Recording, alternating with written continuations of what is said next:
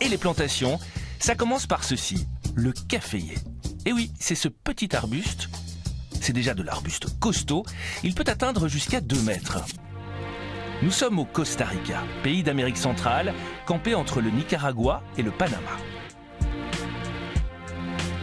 L'équipe s'est rendue pile à cet endroit, à Providencia de Dota, en plein cœur du pays. Bienvenue à Tarrazú, une région connue pour la qualité exceptionnelle de son café. Tarrazú étant d'ailleurs une appellation contrôlée. Voici Mathias, nous sommes sur ses 11 hectares de terre et Mathias est un homme heureux, c'est qu'il aime son café. Il y a un microclimat et nous sommes à 2000 mètres d'altitude. Au-delà de cette hauteur, il est impossible de produire du café. À cette altitude, les conditions sont difficiles, mais le résultat est étonnant. Au Costa Rica, il est d'ailleurs interdit de produire un café de mauvaise qualité. Nous n'avons pas de grosses haciendas ou de grandes coopératives commerciales de café qui emploient des milliers de personnes et qui s'étendent sur des milliers d'hectares de plantations. Le microclimat contribue à la qualité du café. Ces conditions font que mes caféiers ont un métabolisme très lent parce que les températures peuvent tomber très bas la nuit, 5 à 6 degrés.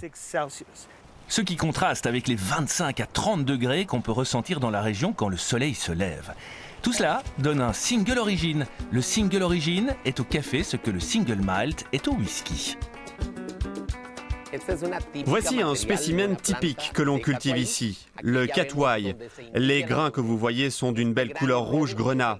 Ils sont presque à maturité. On va bientôt pouvoir les cueillir. Mais ce caféier produit également des grains verts. Ça ne signifie pas qu'ils ne sont pas mûrs, mais leur maturation prend plus de temps que les rouges. En fait, les grains peuvent avoir plusieurs couleurs. Un grain d'une qualité exceptionnelle qui donnera au café un goût unique de chocolat, moelleux en bouche avec une jolie note d'acidité et d'amertume. Mais revenons à notre caféier. Il en existe 2 grandes variétés dans le monde, l'Arabica et le Canephora, plus connu sous le nom de Robusta. Ici, au Costa Rica, on produit essentiellement de l'Arabica. Nous voilà à la nurserie. Mathias nous présente ses bébés. Des bébés qui ont besoin de beaucoup d'amour et de beaucoup d'attention. C'est un travail long et très délicat. Le procédé est très long. La germination des semences prend 4 à 8 semaines. Quand les grains sont germés, on les met dans ces petits bacs individuels où ils vont rester plus d'1 an. Et après ce délai, on les replante sur le terrain. La première récolte aura lieu 3 à 4 ans plus tard. Le terrain a également son importance. Sans être particulièrement riche, le sol doit surtout contenir une forte proportion d'humus. Dans ces conditions, au bout de 3 ans, les arbustes produisent des fruits appelés cerises qui en tant que tels ne sont pas aptes à la consommation. Quand vous l'ouvrez et que vous l'épluchez, vous pouvez voir que la cerise contient 2 fèves, qui sont elles-mêmes recouvertes par la parche, une partie humide et charnue qui donne un goût sucré. C'est ce goût également qui va contribuer à la saveur du café. C'est la pleine saison de la récolte. Ici, elle se fait de manière traditionnelle, à la main.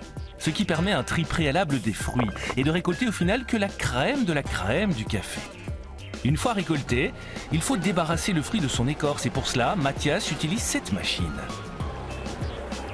Ensuite, c'est parti pour une petite séance de banc solaire artisanal. Les fèves vont sécher sous effet de serre pendant 6 à 8 jours jusqu'à ce qu'elles soient totalement dépourvues d'humidité. Ceci est un analyseur d'humidité. Il va mesurer et évaluer le taux d'humidité jour après jour durant cette phase de séchage. Et le voilà enfin, le fameux grain d'or du Costa Rica. Regardez-moi ça. Prêt à être vendu pour être torréfié. Mais cette étape, nous la verrons en Sicile.